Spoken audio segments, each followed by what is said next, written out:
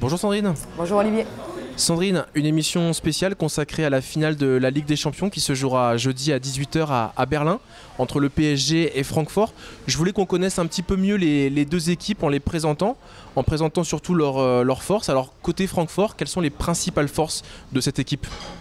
Côté Francfort, je dirais que la principale force, c'est l'aspect offensif tout simplement parce qu'il y a une Celia Sasic qui est une super attaquante, qui a terminé meilleure buteuse de la Bundesliga cette saison et qui est aussi la meilleure buteuse de la compétition pour le moment. Donc, en plus de ça, elle est appuyée par Vero Boquete, la joueuse espagnole, Jennifer Marozan, qui elles aussi ont pas mal marqué dans la compétition et puis sont aussi de superbes passeuses. Donc voilà, c'est surtout le côté offensif de Francfort qui m'impressionne et qui sera vraiment positif pour elle. Les forces sur lesquelles pourront s'appuyer les Parisiennes ?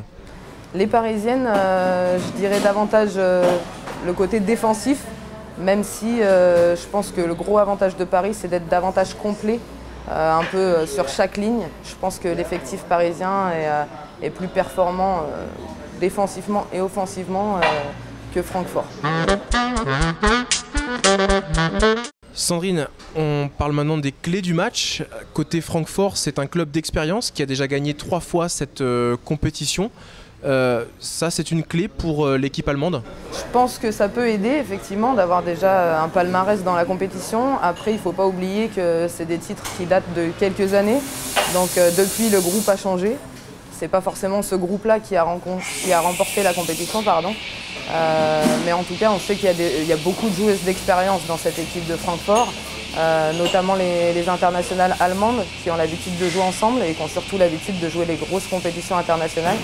Donc ce côté-là, c'est quelque chose qui risque de les aider en tout cas. Une autre clé aussi de ce match, c'est la tactique du coach de Francfort, pas toujours judicieuse. C'est vrai qu'on a remarqué que Francfort changeait souvent de système de jeu et ça peut être un petit moins pour Francfort parce qu'avec les joueuses qu'ils ont, c'est vrai qu'ils pourraient sans doute faire de meilleures choses, mais on les a vus dans des situations un peu délicates, entre guillemets, un peu à cause justement de choix tactiques et puis de remaniements quasiment, pas toutes les semaines, mais importants en tout cas de match en match. Donc, on a l'impression qu'elles ont du mal à trouver le schéma tactique qui leur correspond le mieux. Côté Paris Saint-Germain, là par contre c'est au milieu de terrain que ça va se jouer avec 2 absentes de marque, suspendues toutes les deux, Keira Amraoui et Caroline Seger. Ça s'annonce compliqué pour ce milieu de terrain parisien. C'est vrai que c'est un petit peu dommage parce qu'effectivement, comme on dit souvent, les gros matchs ça se joue au milieu. Donc c'est des éléments importants pour Paris. Après, je mettrai encore plus le point sur Caroline Seger parce que voilà, c'est un élément essentiel du PSG aujourd'hui. Et puis c'est aussi une joueuse super expérimentée qui a beaucoup d'expérience avec la sélection suédoise et puis qui a déjà connu la Ligue des Champions avec différents clubs. Donc je pense que ce sera un réel manque pour Paris, mais ils ont d'autres cartes pour poser problème à Francfort et aller décrocher ce titre. Sandrine, je voulais qu'on revienne maintenant sur les parcours des deux équipes. Alors, est-ce que tu es d'accord avec moi si je te dis que pour Paris, ça a été un chemin de croix et pour Francfort, une belle balade ensoleillée ? Ouais, clairement. C'est vrai que depuis le début de la compétition, Paris a pas vraiment eu de chance avec le tirage. Ils ont été obligés de passer par des gros matchs. Francfort, de son côté, c'est vrai qu'il a eu un parcours un peu plus léger, j'ai envie de dire. Mais après, je vois ça aussi plutôt positif pour Paris parce qu'elles ont été capables de sortir des gros comme Lyon, comme Wolfsburg et c'est aussi très important pour la confiance. Donc je pense que finalement c'est plus un avantage pour Paris que pour Francfort d'avoir eu ce parcours-là. Sandrine, on va terminer. Je vais te demander de te mouiller.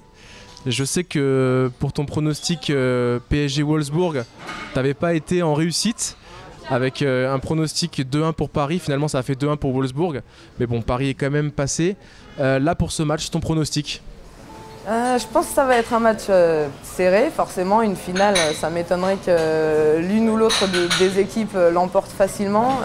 Je dirais 1-0 pour Paris. Avec un but de Marie-Laure Delis. Merci Sandrine. Merci à vous. legacy